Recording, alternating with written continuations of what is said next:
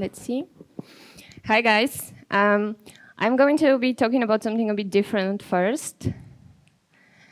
And I'm going to be talking, do girls play games? Turns out that they do. And actually, if you go on Pinterest and browse some pictures, apparently there's plenty of girls that not just play games, but are hardcore gamers.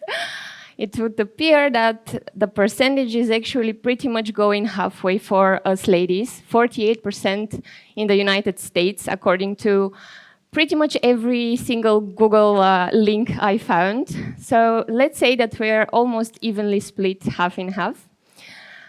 So yeah, turns out that not just our grandmothers are playing card games and not just our cousins playing Fortnite. Pretty much everybody has their own thing.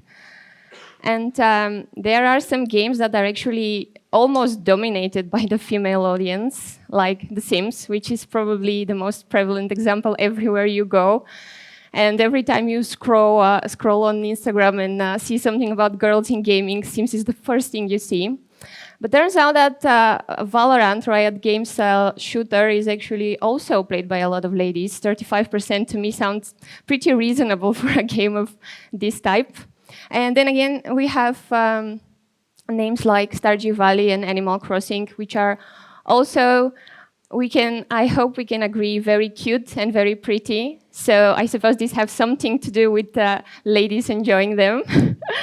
But more impressively, 60% of mobile gamers are actually female.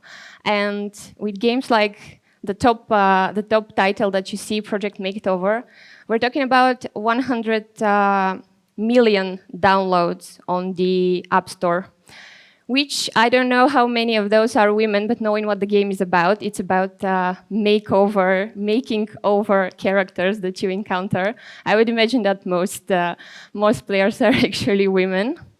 And the mobile market is really, really huge for the women audience.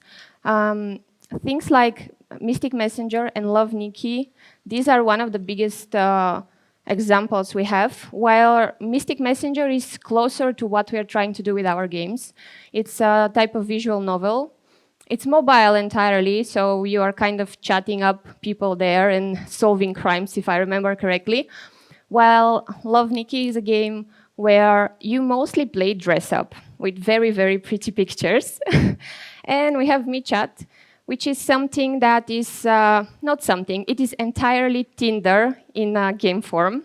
And they have a very, very extensive player base. It's a pretty cool game, actually, if somebody wants to try. So I wanted to say something about what are the main motivators for the female players. Turns out that completion, fantasy, and design are the top 3 things that women look for in their games. For comparison, completion is switched with competition for the male audience, which I guess is something that we are embracing in manga RPG. Completion for the ladies, it's usually not just in terms of story, it's again in terms of collection. But for us, as Georgi mentioned, we are heavily, heavily focused on storytelling. And in the games we're developing for the ladies' audience, it will be exactly the same. We will be telling different stories about different people that you can collect, go around, explore, and find out things about your favorite character, or the character that you're playing, or some obscure character that you saw in World 1 Quest 2, but you're meeting again, stuff like that. Fantasy is the next thing, and when we speak about fantasy, this is not only a fantastical realm that you are going to encounter somewhere. It's also the fantasy of being a CEO of a huge fashion corporation. So the idea here is that you are presenting your player, as a game developer, you're presenting your player with the opportunity to experience something that they will not in their real life, and it doesn't necessarily have to be an actual fantasy. And then design. By design here, I mean not only how UI and UX will work within your game, but also everything from the design of the story, the design of the characters, the world that you have built. Everything will go in that bubble. And something else that's very, very important for the games for the female audience is exactly how visually appealing it is, how much customization is there for your character. Is the fashion relevant? Is it dated? Is it interesting to look at? And is the story supported by the visuals and vice versa? What you're seeing here is a screenshot from a game that, if you know, you get bonus points. This is Lost Ark, a Korean RPG. That's really, really beautiful. It's top-down, but when you build your character, you have all those crazy options. The costumes you win, but the hairstyles, the face styles, everything you can kind of customize. You can make them look like yourself. You can make them look like your favorite movie star. You can make them look like your girlfriend or boyfriend, I guess, because there's male characters as well. And it's a very, very beautiful game. And although we know that it's generally the male audience that is more visually driven and is not spending as much time reading text and understanding stories as the female, it's actually just as important as for us ladies to see something pretty and appealing, because in order to click on that story and read it, you first kind of have to like the cover of it. So we will be aiming in our own product for something that is actually as appealing as we can make it. And yeah, the customization is going to be as big of a part as we can make it. It's probably not going to be as huge and comprehensive as here, because this is 3D and it's way more complicated. But still, we will do our best to give our players as much choice and options as we can. Narrative design is something that, while doing my research, I discovered is very, very strongly dependent on who your target audience is. And narrative design is that thing that encompasses your whole game, not just the story and how it's written, not just the art style, but everything in between, including gameplay, including UI, UX, all game design features. Everything needs to be, in a way, coherent and connected to those female characters that you are trying to portray, and how you are portraying them, what are the central themes and what are the motivations for your characters will be very specific when you're talking about the female audience. We are not going to talk about football, probably, and winning battles and stuff like that. You will talk about more personal relationships, more about how people feel and what drives them. Some of the things we've discovered are most interesting to the female audience are actually exactly that. Why are we human and what drives us as human? And why are we not, let's say, I don't know, cats lounging around in your millennial mother couch? But yeah, that's a dream for another day. Turns out that marketing is also very different when we're speaking about the female audience. Guys usually discover what they're going to play through forums or, I guess, Reddit or wherever you guys go, because I don't go there. What we see is usually through social media, and not just an advertisement of social media. It would be more like your friends recommending and sharing what they play, what they're interested in, what's their experience with it.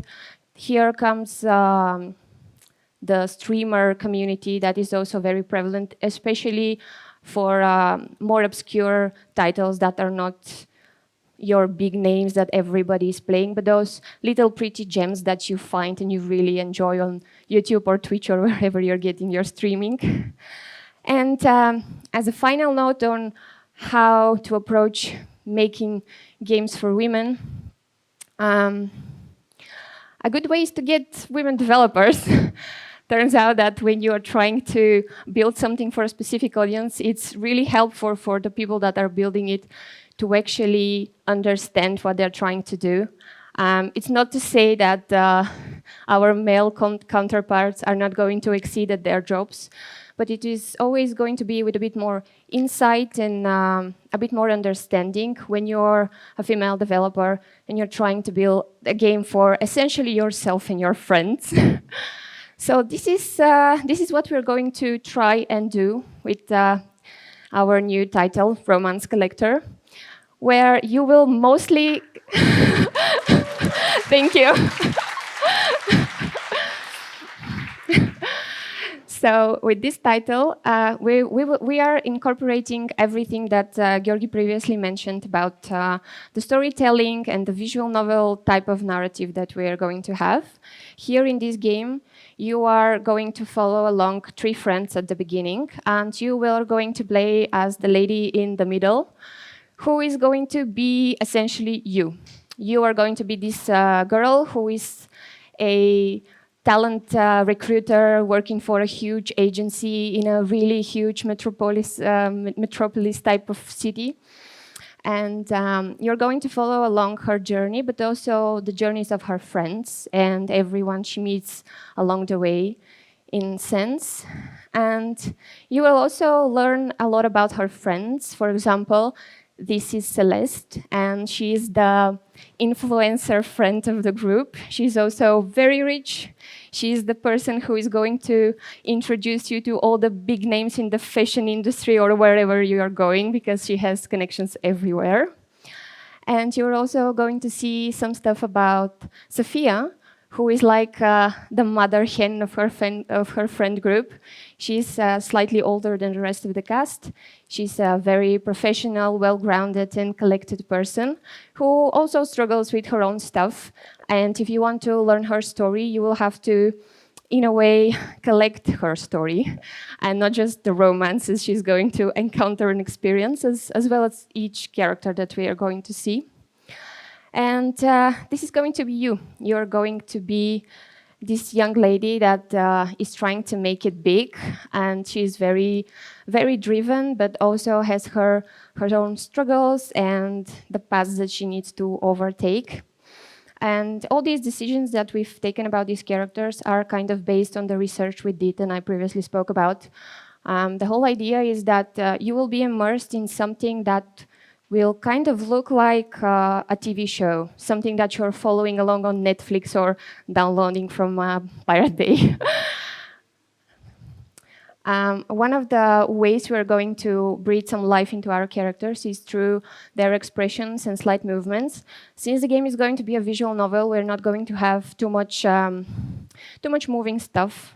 So one of the main things actually is going to be the expressions and slight movements in their arms. And this is generally to simplify production in this case, because as you can see, she's pretty much the same in all 3 pictures, as is the redhead guy. But with her face changing, and given that when you play, you will see mostly her face on screen, we believe that it is going to bring some more variety and some interest for you, something to look at while you're reading the text. And then I have some character explorations to show you. This lady started out pretty much like this. What you can see is some exploration of Sofia's character. We knew from the beginning that we wanted her to have this beautiful afro hair, and we wanted her to be dark-skinned. Our main idea is to be as inclusive as possible. All the players that we have and we hope to have with this title are all around the world. They are definitely not situated in just one place. So for us, it's quite important to give this type of variety. And these are some explorations of the male characters that you're going to encounter along the way. They will most likely be very archetypal in the beginning, because that's how the pros do it, and we're trying to be better than them. So I guess we'll follow the good examples. And something that we were considering at the beginning, kind of gave up on the idea, but it's still somewhere out there, is to have some sort of magical realm that will appear somewhere along the line. Maybe it's not going to be a magical realm. Maybe they will be on a cosplay event or something, and because they play Lost Ark, they are going to dress up like those favorite characters. But still, we are kind of trying to leave open any type of opportunity to include new art, new stories. And as Georgi mentioned, for manga RPG, it's the same here. We want to be able to tell as many stories for as long as we can and not be bound by something that has a concrete ending. This is the main idea behind this title. And here, to conclude, I'm going to show you a bit of the people you will encounter at the beginning.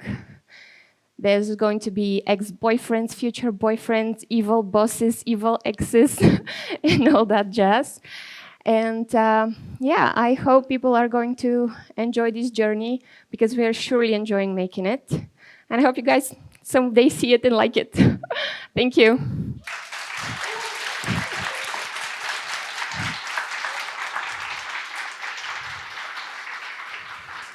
Well, the energy that comes from both of you is amazing. So I really enjoyed your lecture, and it looks beautiful. So amazing work. I was wondering if there are questions in the audience that somebody would like to ask our presenters. I see two. Okay, I don't know who was first, but yeah. Thank you. I wanted to ask, can you romance women in the game?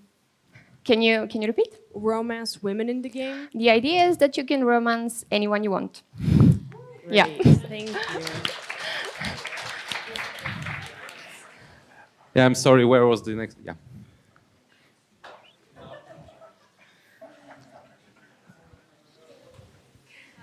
So you told us about how it's a romance game mostly. So for the future opportunities, do you consider a mode where girls can smash things like boys, but have a little bit of... Yeah, actually, we're going to have some gameplay within this title that is going to be very similar to the other one. So we will actually have some smashing and some competition for whoever wants to enjoy that part. It's just not going to be the most important thing for you to play the game. You can do it with or without. I can't wait showing this game to my wife. Yeah, I think there was another question. Yeah. Hello. You mentioned in manga RPG that your goal is to make it a hub for stories and have all kinds of characters. Does this mean we'll see the ladies from Romance Collector and manga RPG fight someone? Oh, that's a good question. I don't know. Are we going to see them together? I mean, it's not out of the realm of possibility. We haven't discussed it, but it's highly possible. So, because connecting our own games makes so much sense on literally every level. So I don't know, it's possible. But if they go there, they have to get swords and throw fireballs and have magical aura and everything like that. They have to become shonen if they go there. Those magical outfits are going to come in handy eventually. Yeah. Hey, is there a market for games where men dress up? Well, you know what's interesting? I found out that among guys, there's plenty of people who enjoy dressing up their characters, not just for stats, but for the pure visuals as well. And we can easily see that I don't know for you guys, but most of my friends play female characters in RPGs because they want to look at whatever is most beautiful. So I would say dressing up guys for guys might just work. In my guild in World of Warcraft, there is this saying that transmog is endgame. So we only do the mythic raids just to get the appearance. That's how we play. And right now, as in WoW is the end of the season, all I'm doing is just walking around and seeing what armor I haven't collected, so that I can, transmog it. So I think that there definitely is, and it's not well explored, but it absolutely exists. Yeah. All right. Are there any other questions? Yep, right there. Thank you. Great lecture, guys. Thank you so much. So I had the following question. I know that, for example, Disney, while making Rapunzel or Tangled, they had a panel of women in order to create the character of Flynn Rider. So I was wondering, when you're creating all the romanceable characters, do you get together to talk about this guy, he's going to be this archetype and he's going to have this hair and it's going to be so hot if he's like this. Do you have these sessions for all the characters, or is just an individual person in charge of a character? Honestly, since we don't have as many characters as of now, this was exactly how we proceeded. Most what you see has been thought up by women, like by me and my colleagues. So we were absolutely thinking about what we like, why we like them, and how exactly can we present them in a way that's going to be enjoyable for us. And that was like our first measurement of if the female audience is going to like it, because after all, our target is kind of ourselves. So yeah. Okay, anybody else? Yep. Hey, thank you for the presentation. It was super great. I have one question. Are you considering adding different body types for the different characters at some point as well? We're considering this for the main character, so that the part with the customization can be as customizable as possible. But this will have to be seen in development, because again, there's always going to be some technical limitations, and we still know exactly what they are. All right, thank you. Welcome. Great. Anyone else? I apologize if I don't see anyone. Okay. Well, thank you again. Thank you. Thank you.